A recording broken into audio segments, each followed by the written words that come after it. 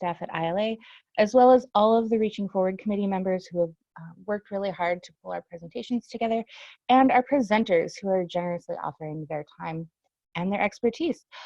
Today we have Rachel Schulman. She is the head of youth and school services at the Vernon Area Public Library in Lincolnshire. She loves working with kids and families in libraries and manages a talented team of librarians. We're very excited to have her with us today. I got to see this presentation at IALA last fall, and it is absolutely fantastic. So thank you so much, Rachel, and I'll give it over to you. Well, thank you. That was a ringing endorsement. I appreciate that. So I know everyone's joining us from home.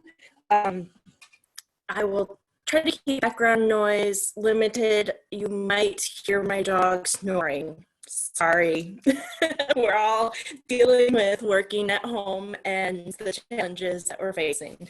But today's presentation is experience required, building supervisory skills when you're not a manager. And as I said, this is part of the Team Fridays. And my name is Rachel Schulman. I'm head of youth and school services at the library.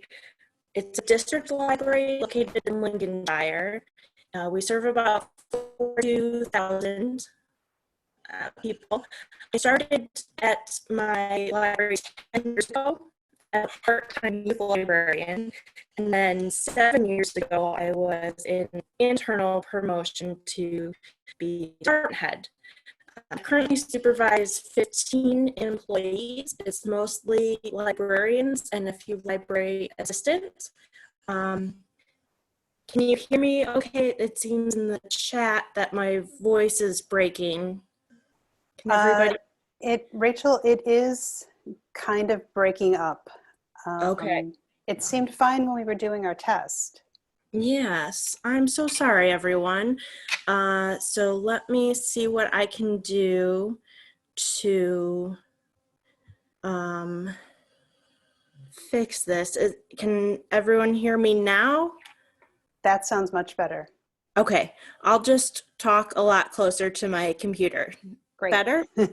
That's very good. Thank you, Rachel. Okay, sorry about that, guys. So you haven't missed anything. Everything that I've said so far has been on that slide.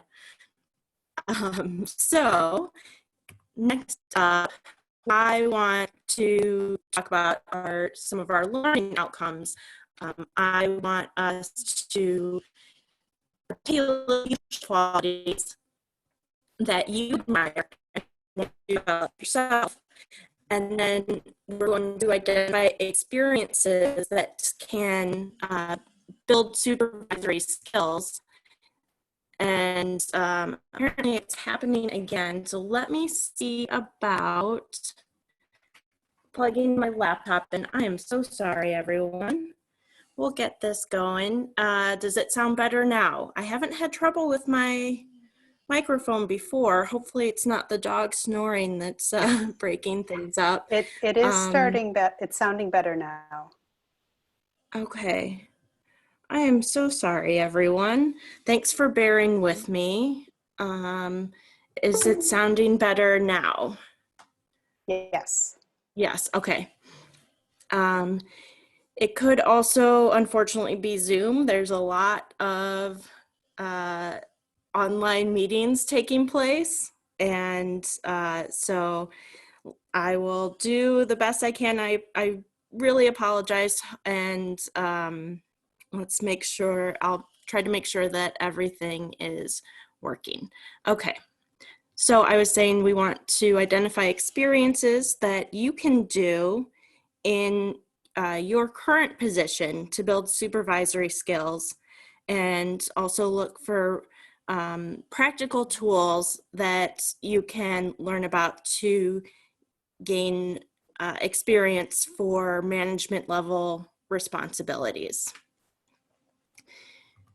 So next up, and the reason I wanted to do this presentation is because libraries have a flat organizational structure, and it's difficult to gain those supervisory skills when you don't have opportunities for mid-level, or it's just a flat organizational structure that we are dealing with in libraries. That's the nature of the job. And so I wanted to help anyone interested in becoming a manager to identify opportunities to build those skills before you actually become a supervisor or manager.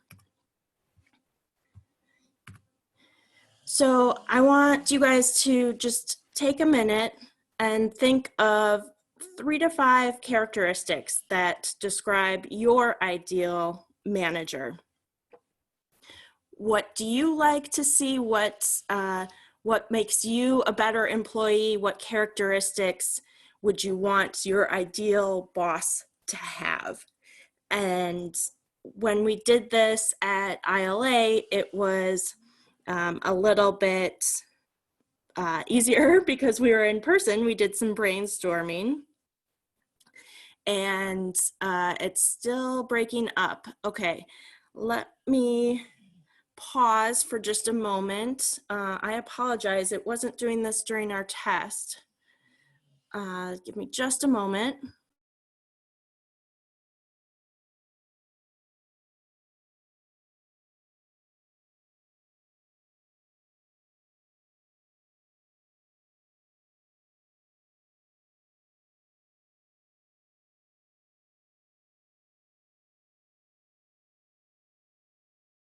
Okay, can you guys hear me okay? Is this a little bit better? Wonderful, thank you guys. Thanks for bearing with me again. So we were talking about characteristics to describe your ideal manager and what you would like to see. And at the IALA presentation, which was in person and a little bit more hands-on, we were able to put together, this is a word cloud of the ideal manager traits that people wrote down on Post-its for me. And the link down there at the bottom will take you to a Google Doc that includes just a transcribed list of all of the traits that we came up with, as well as a copy of this word cloud. So you can see the larger words on here, that means that they came up more often. So you can see communication, flexible, supportive, decisive. These are some of the buzzwords that were resonating with what people wanted out of an ideal manager. So you can find that online. A link will also be posted on the handouts page after the presentation, but you can also get to it through this slide when we post the slideshow.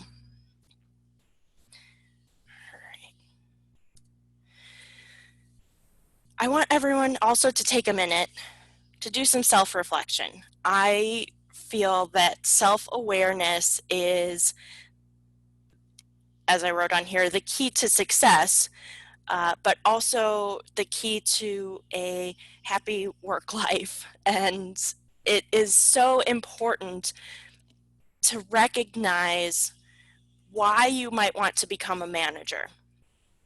Is it because you think that you should move up in the organization?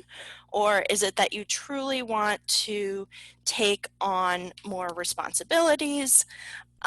And one thing that I like to say is not everyone has to become a manager. And when you do become a supervisor or manager, you typically give up the responsibilities and tasks that you may excel at and be good at, because as a manager it is much less of a getting to do all the things you love and much more where you are managing the people who now do the tasks that you formerly did. So you have to think, are you ready to let go of your current responsibilities and be willing to take on people managing as opposed to some of the tasks and roles that we got into libraries for? Another thing to ask yourself, what are your current strengths and weaknesses? So for example, I am an avoider. It is one of my weaknesses, but that is something that I try to recognize and make accommodations for. And we all have different personality traits, and we're going to be managing ourselves for the rest of our lives as to what our strengths and weaknesses are. But if you haven't seen it yet, the Ask a Manager website is very informative and at times entertaining. And so I provided a link on here because in one of her posts, she wrote that managers were promoted into management roles because they were good at something else.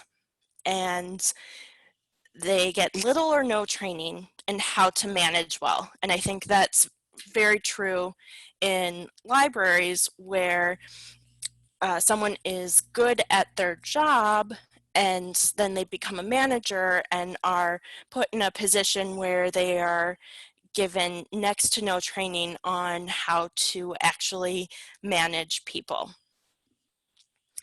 So something to think about. Let's see.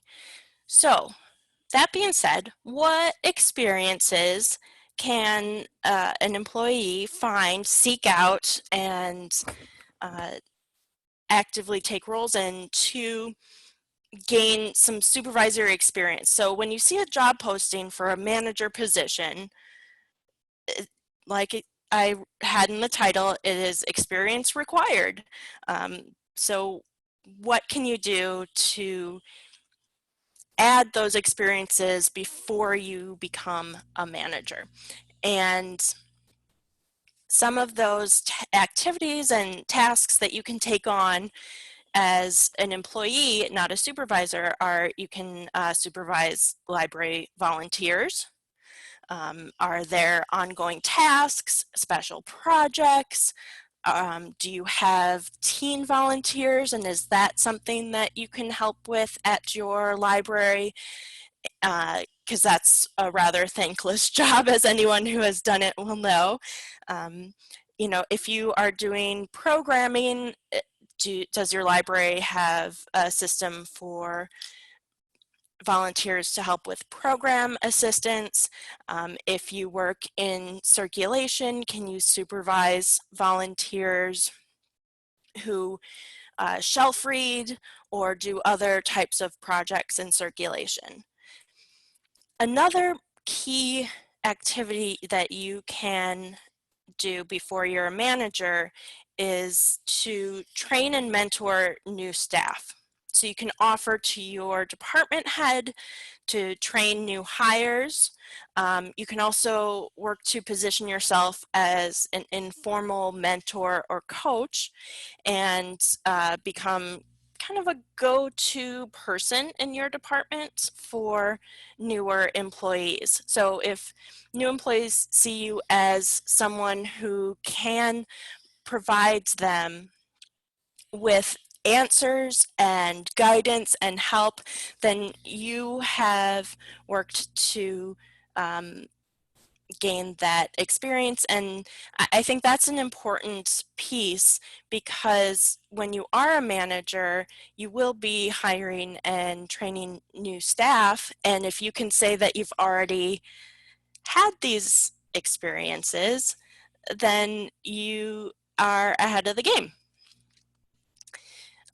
Interviews, that can be tricky because not all libraries allow non-managers to be in on interviews, but if you can ask your department head to be a part of interview panels, that's another opportunity. Budgeting, and scheduling practice we'll get to in just a minute.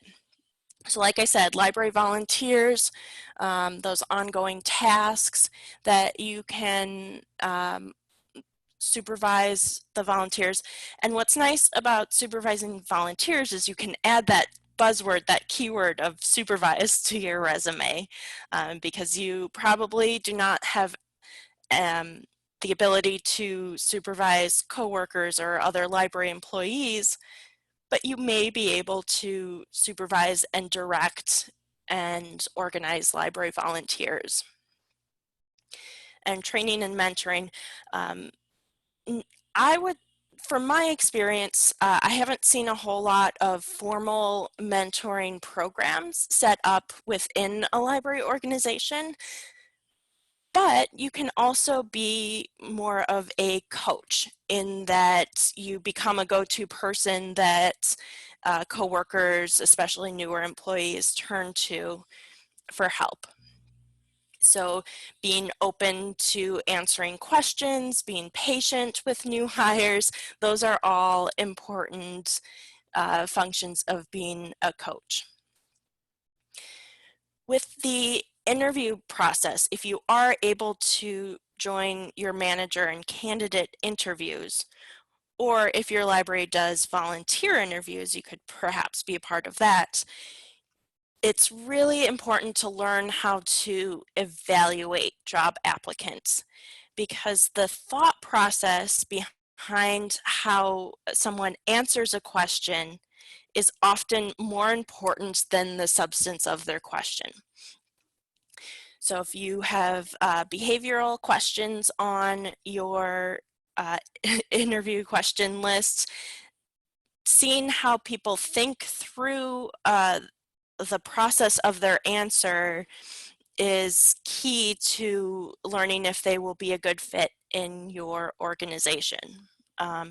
And when I do interviews, I actually do have one of my staff in the interview with me, and one of my employees, one of my librarians, was able to leverage that into a new position as a manager at another library. So it does help, and it can be a really good experience to add.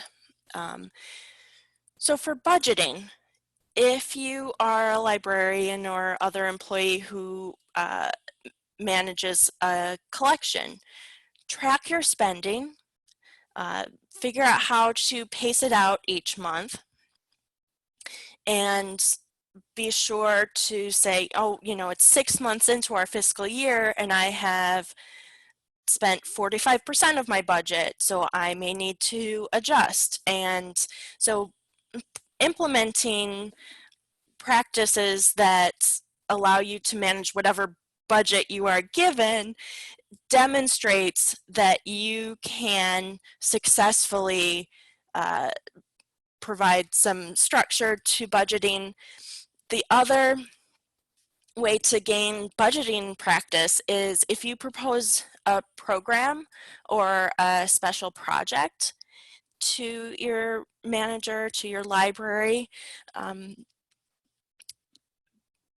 give them a budget that goes with it, and then report on the return on investment. That is definitely something that we as libraries who want to make data-driven decisions pay attention to. The ROI, the return on investment. And how you calculate that might depend on the program or project, but especially now as we are all closed and working remotely, if you are proposing a new project or virtual program or service, if you can research the budgetary impact and provide that information and then offer to, manage a supply budget. So for instance, we at the Vernon Area Library are implementing these chalk doodles for you, where parents can submit a form and we create a personalized chalk doodle at our own homes and take a picture and send it. So how do we get chalk to employees who may not have it? And coming up with some of the logistics and figuring out a budget of, can chalk be ordered online and staff reimbursed, that sort of thing, can demonstrate that you are able to develop and monitor a budget.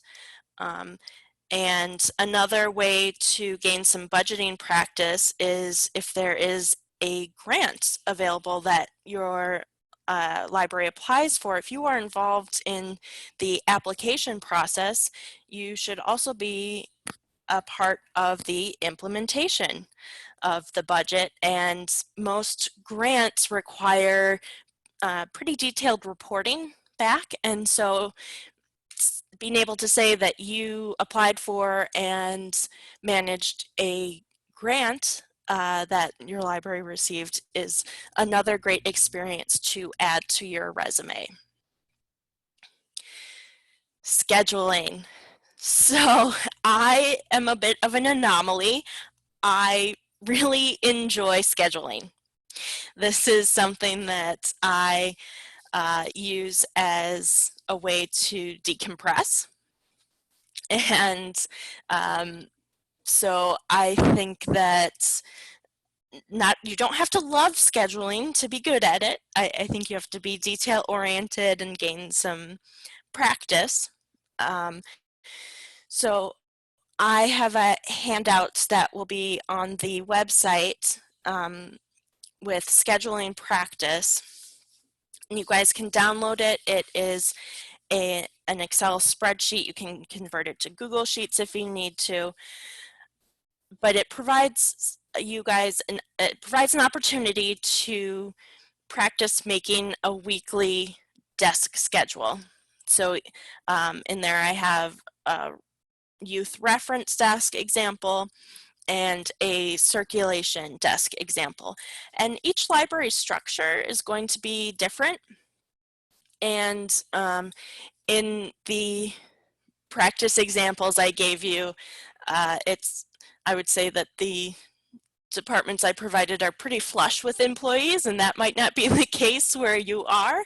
But the idea behind it is to take employee availability, figure out what sort of staffing models and levels you need on the desk or manning a phone, and then to create and implement an actual schedule. So if there's a chance within your department to make a desk schedule, or if you do a weekend schedule, if you offer to your manager to perform those tasks, they might really appreciate that and be able to hand over that responsibility to you. It might be something that they do not enjoy. And I will say with scheduling, it's important to pay attention to details. As you will see on the example youth department schedule, on there I have some people doing story times or programs or school visits. So being able to digest and consolidate different schedules into one and then assign desk schedules is an important thing to develop an aptitude for. If you just don't have that opportunity to do a desk schedule, you could, within your own work time, create an activity log. So track your time on a log, and one that you can create. There are lots online. You can customize it to your needs and take the time to evaluate your own productivity. If you are struggling with managing your time, I know that we all are facing a struggle right now as we're adjusting to work from home and what we can do. I know personally I've struggled with the whole work from home setup, mostly because home used to be a place where I would just relax and take a break from work. And so now trying to adjust into working in my relaxing place has been challenging. So, and right now your libraries may have you tracking your time, your work time, in different ways than you would normally when we are in the building. But if you are able to amplify that and really take a hard look at your own productivity, and then however you report back to your supervisor, you know, that you are tracking your time and doing that self-reflection, finding ways to improve your own efficiency. That's another way to build up that scheduling practice, because part of being a manager is evaluating staffing levels and allocating tasks and responsibilities. So being able to do that with your own work can translate into supervising others. And when we get back into our buildings, you can also work to schedule volunteers or outreach events, school visits if you're in youth services, homebound deliveries if that is your job role. There are ways to build up your scheduling skills to the point where you can say in an interview for a management position, I did XYZ and was able to formulate schedules and create them and really be able to say, I have not had the chance to schedule other people, but I was able to schedule these tasks and activities, and it could translate into scheduling a full department. I included here, this is an example of what our youth desk schedule looks like when life is normal and we are back in the building. So on here we incorporate if people have programs, and so making sure there isn't overlap or conflicts, taking into account people's days, the day off they may have for working a weekend or vacation days, that sort of thing, or if they're traveling to a conference. So being able to consolidate that and really put out a schedule based on the data you're given is an important skill, I think, for all managers. Another way to gain some supervisory experience is get involved. If your library has committees, volunteer. For example, our library has a green team, and as well as a staff association that plans staff events. So think about what committees, groups, or task force opportunities your library has. And right now, as we are all working in different ways, perhaps there are even more opportunities for you to be involved in these committees and project groups, because it's a challenging time right now. We are all looking for ways to stay engaged with our patrons. So if you have a good idea and bring it to your supervisor and are given the green light, perhaps in addition to participating on committees, you could be a team leader and coordinate services to our patrons. Another option is to get involved with professional committees. IALA has a lot of committees you can join, Rails, national organizations. I had not updated this, so ALA, PLA, LLAMA has now merged, that's the Library Leadership and Management Association has merged with a couple other divisions, so it is now called CORE. but volunteering to be involved on professional committees is a great way to build up those leadership skills that we want to see in our future managers. Right now, there's a little less of an opportunity to be involved in the community, but you can still do it virtually. You can volunteer to organize sewing masks or community work. And as we are adapting our library services for a different environment, you can also volunteer to be a representative or a liaison for your library to various community organizations.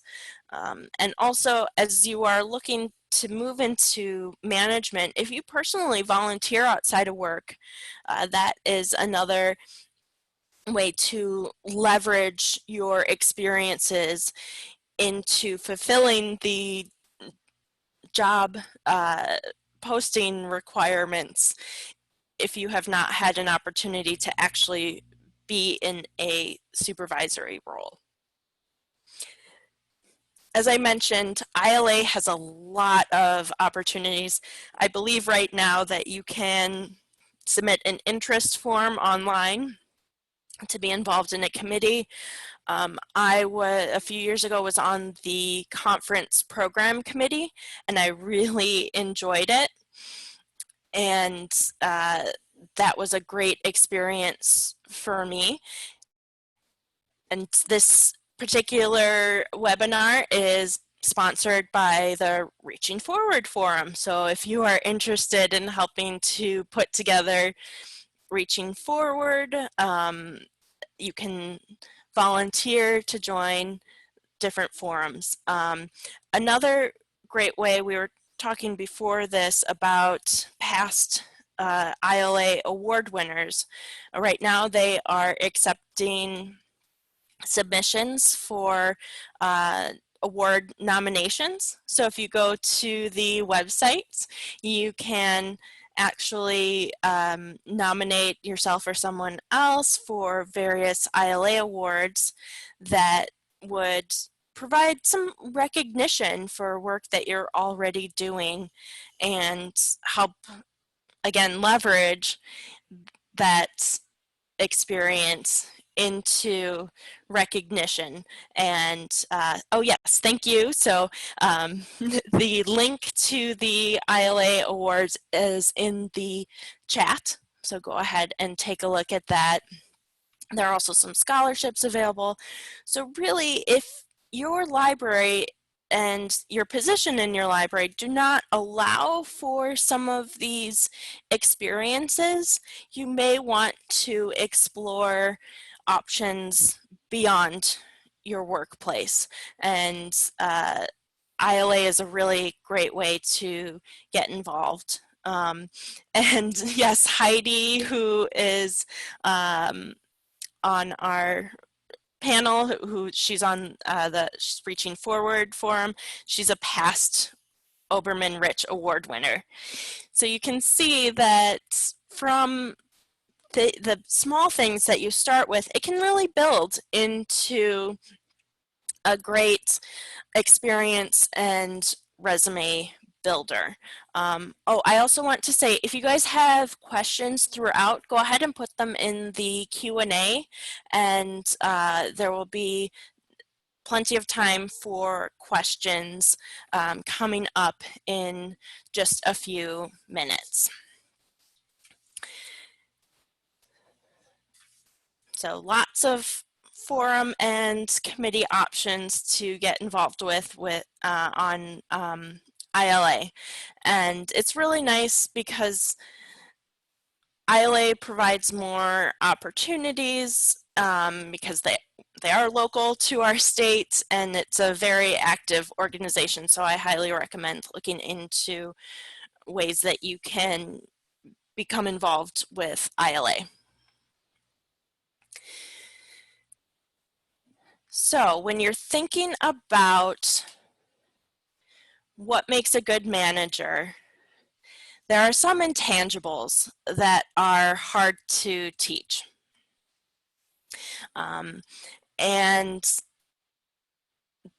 it is difficult to explain how to gain these experiences and build up these characteristics, but these are some of the most important aspects of leadership that I have identified in my experience.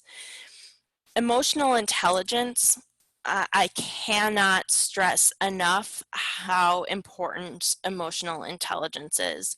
Being able to work with other people, being able to read a room, manage a meeting, and really emotional intelligence starts with you. So you have to do the hard work with yourself first and work on that self-reflection, and that will build into empathy for others. I think empathy is an important characteristic for any manager. And as you remember from the word cloud from earlier, communication is key to being a leader and a manager. And I think that we all, I know that I sometimes struggle with communication because I am an introvert, and so I may want to communicate via email. It gives me more time to think and process my thoughts. But that doesn't mean that everyone you manage is able to work that way. So you have to find ways to be able, yes, so we do have a question. Yes, just because someone is good at their job doesn't mean they make a good manager. You really have to build up these skills. And when you become a manager, you're not provided training on how to do these important tasks, and also the attitude and people skills that are definitely needed. So Judith, an earlier slide, I mentioned Ask a Manager website, and she has a really good quote about just because you're good at your job doesn't mean you make a good manager. So I always encourage people to really do some in-depth self-evaluation as to if you are looking to become a manager, why? Is it because you think that it's time and you need to move up? That is not a good enough reason to be a manager. You, again, have to be willing to let go of your current responsibilities that you may really enjoy and become a people manager. It's all about the people when you're a manager. It is not necessarily about the specific tasks that your department does. You do still need to manage those, but again, these intangibles are key to becoming a successful and productive manager. So with communication, that means learning how to meet people in the middle and find different ways to communicate. Not everyone does well speaking up in a meeting. So if you have employees who are not as likely to speak in a meeting of the entire group, you might find a different method, a different form of communication for you to get feedback from them. And also the communication out needs to be important. I will say that right now, as we are closed, the director at our library, Cindy First, she has been sending daily all staff email updates with things that are happening, and sometimes just feel good moments that are needed. So that has been received quite well at my library. So regular communication is important. I do what I call information blasts, where I compile things that need to be communicated to my department into one email, and I would try to send those out weekly. So the frequent and consistent communication is important. Also, people skills. You need to know how to deal with people, and one thing that is hard to learn is conflict resolution, and sometimes you learn it by doing it, and so sometimes you can be thrown into the fire with conflict resolution. And there are resources you can find. Just reach out and find some training on that. But again, it starts with self-awareness and what are your own triggers? What do you struggle with in conflict resolution? For example, I shy away from conflict. That is my natural mode of dealing with it. Who likes conflict? Very few people like conflict, but being able to stay calm and talk through or think through a situation is important, not just with your own staff, but as a manager or supervisor, you're often called out to deal with patrons. And so learning how to diffuse situations is a really important characteristic for a manager. And then organizational commitment. As a manager, it's not, you can't just phone it in. You have to be fully committed to steering the direction of your department, and depending on your role, perhaps the entire organization. And if you're not a director or an employee, you're a middle manager. And that means you are caught in the middle sometimes, where you have to balance that organizational commitment to administration, to the board, to, you know, governing bodies, and advocacy for your own staff. So it can be a tricky balancing act, and to be successful, you do need to learn how to navigate that balance where you share as much as you can with staff, but you don't overshare, and also being cognizant of confidentiality and privacy, not just of our patrons, but our staff as well. And then finally, I do really think it's important for managers to have initiative. If you are looking to move into management, that's already showing some initiative. However, you need to be able to start projects and really build upon what your department is doing. And I think confidence is also important. And in some cases, you may need to fake it till you make it. That is just a reality. And so if you can project confidence and calmness over time, you will build that confidence and calmness. So it's something to think about.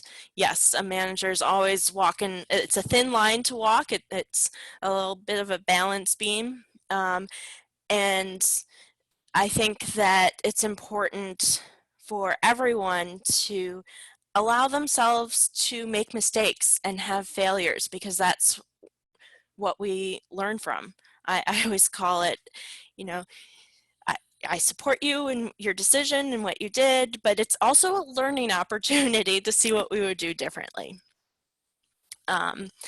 Yes, and sometimes I will tell you, as a manager, it feels like you're always faking it till you make it. And that is a little bit of that imposter syndrome, but really it is important to remember before you move into management that it's a different world in that you are now responsible for employees. And so you have to be prepared to be both an advocate and also to provide progressive discipline if needed. And that is a hard thing to do. And it is not, those are not skills that are necessarily taught regularly to library employees because again, the organizational structure is flat. And so if you can find ways to build up your own skills in those areas before you become a manager, you will be well placed to step into that role.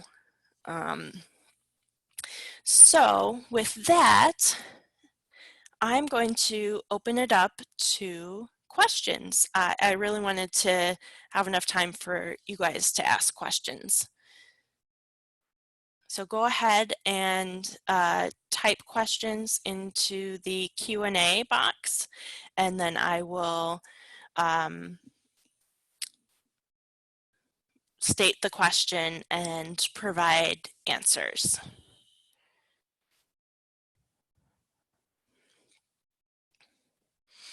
I'm hoping you guys came with some questions. I know it takes a little longer to type than to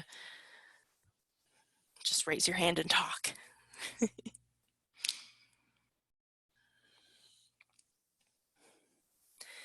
Okay, we have a question. How do you present yourself if you don't have a degree?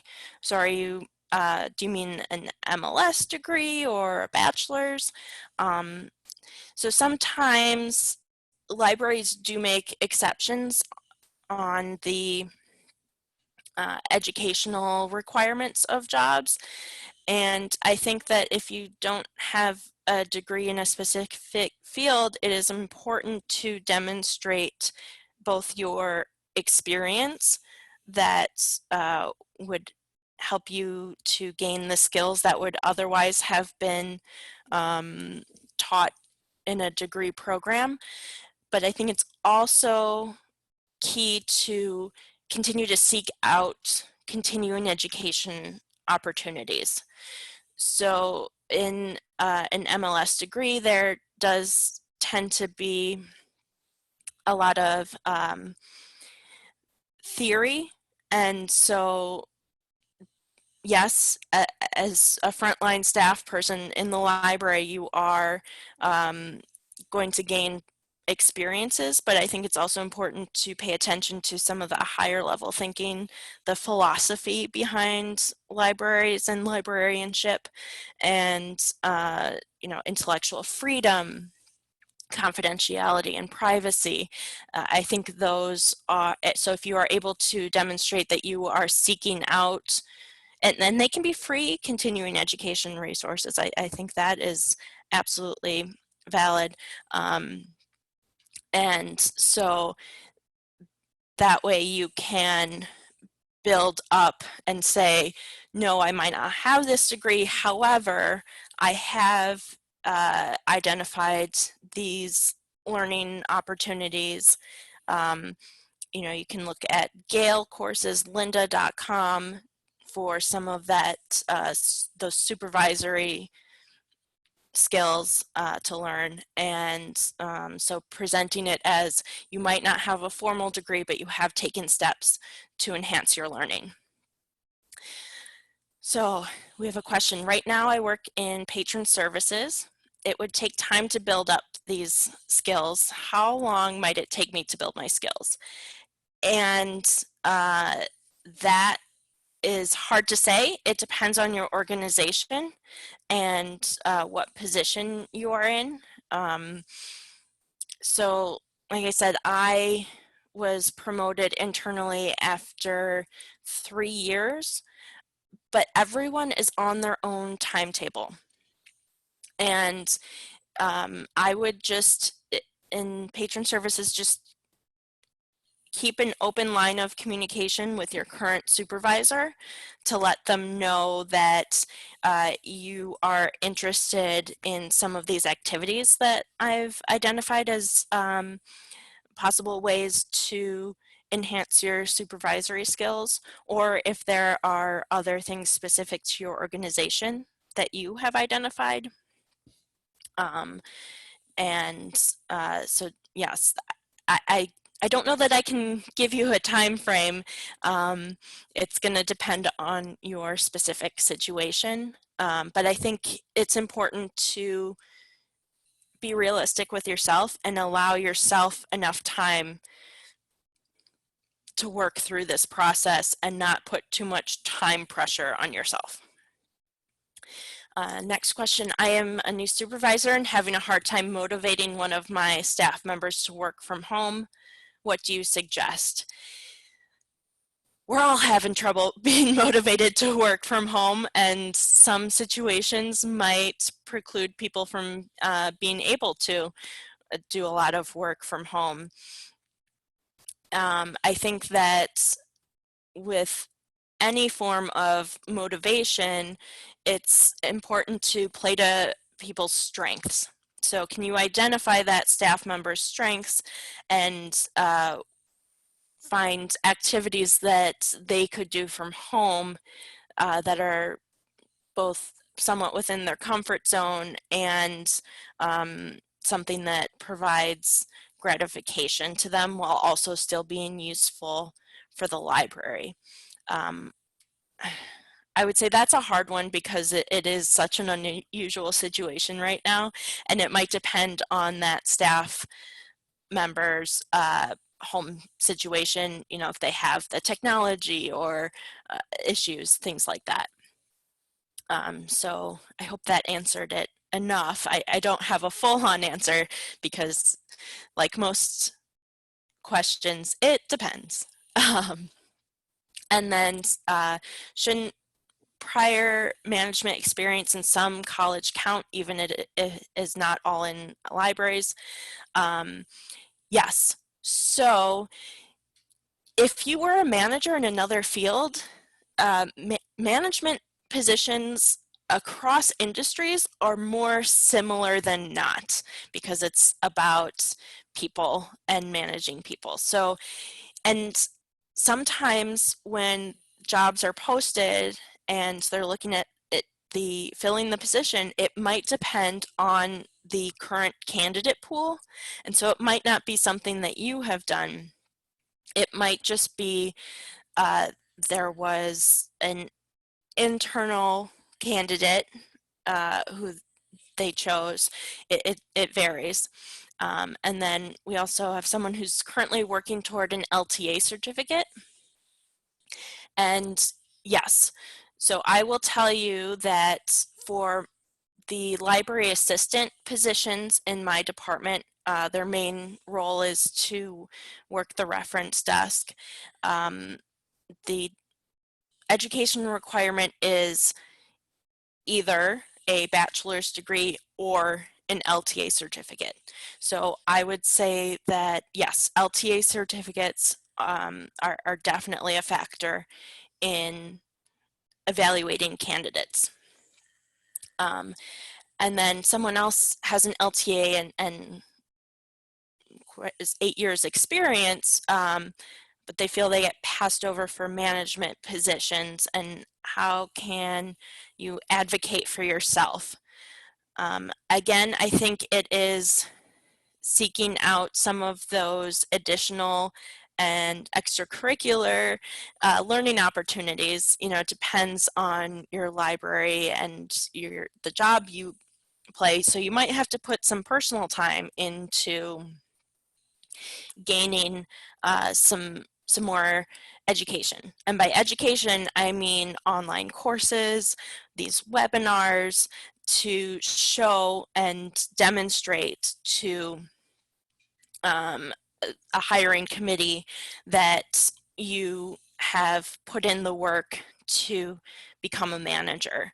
And as far as advocating for yourself, I think that cover letters for any job application you put in is important because you can provide a narrative of the specific things that you have done to show that even if you don't have a specific degree, you have worked to gain the experience and some of the learning that someone would have been taught in a degree program. Any other questions for me? Those are great questions. Thank you.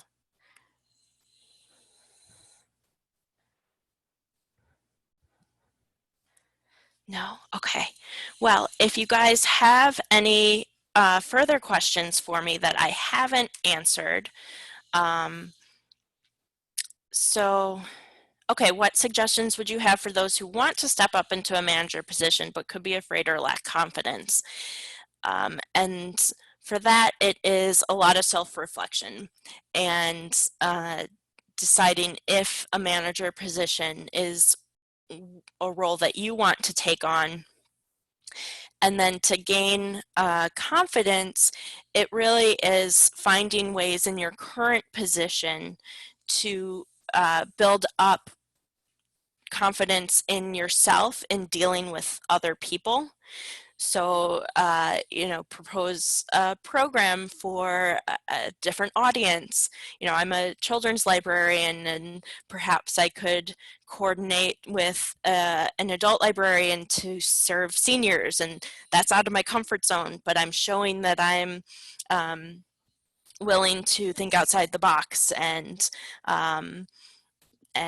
really get out of that comfort zone. And I think that any time that you are able to set yourself up for success, that builds confidence, and also giving yourself permission to fail and not and trying to reduce your anxiety and worry about failure, because as long as you reframe it as it was a learning opportunity, then it really helps your own self-awareness. And yes, this recording will be posted, and the slides will be available as well on the IALA website. And also, here's my contact information. Like I said, I've been struggling a little bit with the work from home, but feel free to email me. I ordinarily would put my phone number up there, but since we're not in the library, I can't answer my phone. So if you email me, we can always set up a video chat if you'd like, if you have some more specific questions. And I think that in the future, we probably at some point should look at, I think what new managers often look for are advice for when once you have that position, then what do you do? And that's a whole nother topic that I think we could cover. But for now, thank you guys so much for joining me. I hope that you have learned at least a little bit about what types of things you could add to your resume and your experience to help you become a good candidate for a management position. So with that, I'm going to turn it over and go ahead to, I think Heidi or Cindy's gonna talk a little bit about Reaching Forward Fridays and other remote learning opportunities that we can take advantage of while we are stuck at home. Thank you, Rachel. That was an amazing presentation. So much food for thought, but also really practical, actionable items. I love that. We have Reaching Forward Fridays every Friday. Our next one for next week is Reaching Forward Fridays, Advocacy for Introverts and Advocacy for Extroverts, how you can make a difference in trying times. And yes, like Rachel mentioned, there are also continuing education opportunities at IALA.org. Oh, and there's the link. Thank you. But thank you all for coming, and have a good work from home week. Yes, happy Friday, everyone. And hopefully in this recording, when I changed my microphone, you won't hear my dog snoring as much. So everyone take care, and we'll see you soon.